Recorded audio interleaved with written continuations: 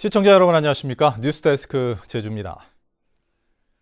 제주 전역에 강풍주의보가 발효된 가운데 순간 최대 풍속이 초속 22m가 넘은 것으로 관측됐습니다. 제주지방기상청에 따르면 오늘 오전 10시 50분쯤 삼각봉의 순간 최대 풍속이 초속 22.5m를 기록해 가장 강했고 제주공항이 21.4, 제주시가 19.5m를 기록했습니다. 오늘 밤까지 강한 바람과 돌풍이 예상되며 북서쪽에서 찬 공기가 유입되면서 내일 아침 기온은 9에서 11도에 머물겠고 한낮에는 18도까지 올라 일교차가 크겠습니다. 바다에는 강한 바람과 높은 파도가 일면서 제주 전 해상에 풍랑특보가 발효 중입니다. 건조주의보와 강풍주의보가 내려진 가운데 화재 사고가 잇따랐습니다. 오늘 낮 12시 반쯤 제주시 구자읍 김영리의 임야에서 불이 나 임야 8,200여 제곱미터를 태운 뒤 2시간 반 만에 꺼졌습니다. 다행히 인명피해는 없었지만 소방당국은 대응 1단계를 발령해 헬기와 소방차 19대, 소방대원과 공무원 등 190여 명을 동원해 진화 작업을 벌였습니다.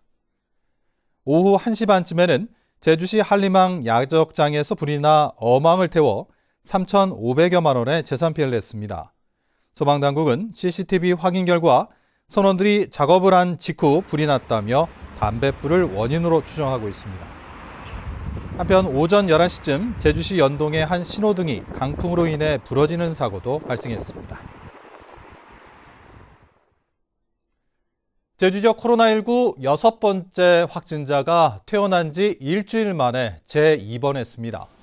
제주도는 스페인을 다녀온 30대 미국인 남성 A씨가 지난 17일 퇴원한 지 7일째인 어제 코로나19 정기검사를 받은 결과 다시 양성 반응이 나타나 제주대병원 격리병동에 입원 조치했다고 밝혔습니다. A씨는 퇴원 이후 자택에서 자가격리 중이었고 별다른 증상은 나타나지 않았습니다. 전국의 재양성 환자는 어제까지 228명이었으며 제주 지역 재확진은 1번 환자에 이어 이번이 두 번째입니다.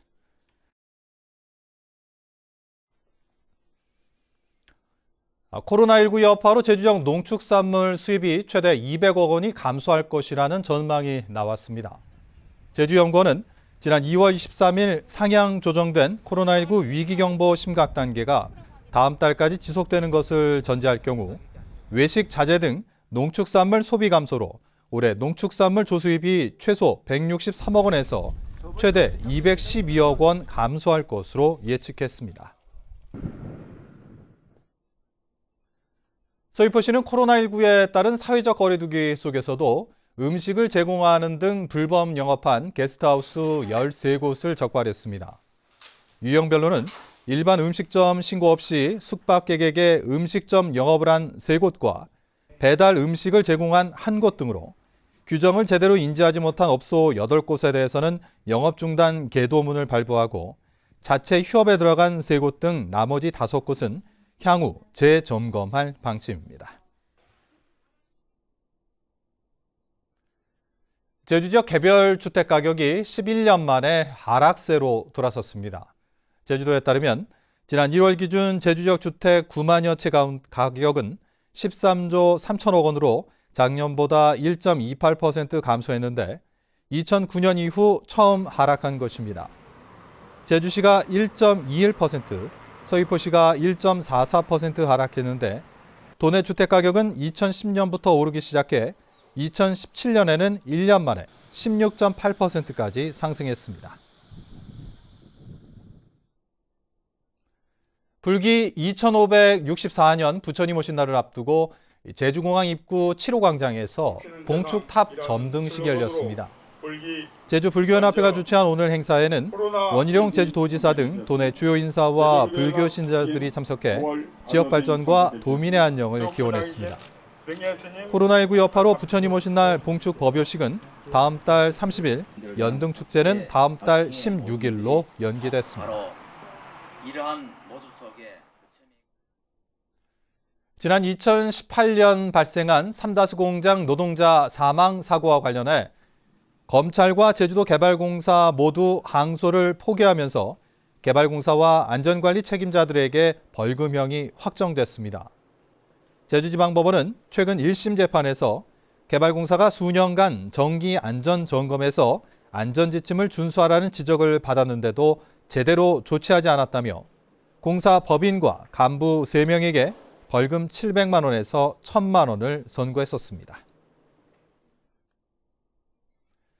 제주에서 열릴 예정이던 유네스코 세계지질공원 총회가 코로나19 여파로 연기됐습니다. 제주도는 유네스코 집행이사회 회의 결과 오는 9월 개최 예정이었던 세계지질공원 제주 총회를 코로나19 국제적 상황을 고려해 11월로 연기했다고 밝혔습니다. 이번 제9차 세계지질공원 제주 총회는 70여 개 나라 1,500여 명이 참가하는 역대 최대 규모로 진행됩니다. 국립농산물품질관리원은 코로나19 여파로 증가하고 있는 통신 판매 식품과 배달 음식에도 원산지를 표시해야 한다고 밝혔습니다. 인터넷과 배달앱 등 통신 판매 식품의 원산지는 제품 이름과 가격 표시 주위에 같은 색으로 표시해야 하며 배달 음식은 상품 포장지에도 스티커 등을 이용해 원산지를 표시해야 합니다. 이상으로 뉴스데스크 제주를 마칩니다. 시청해주신 여러분 고맙습니다.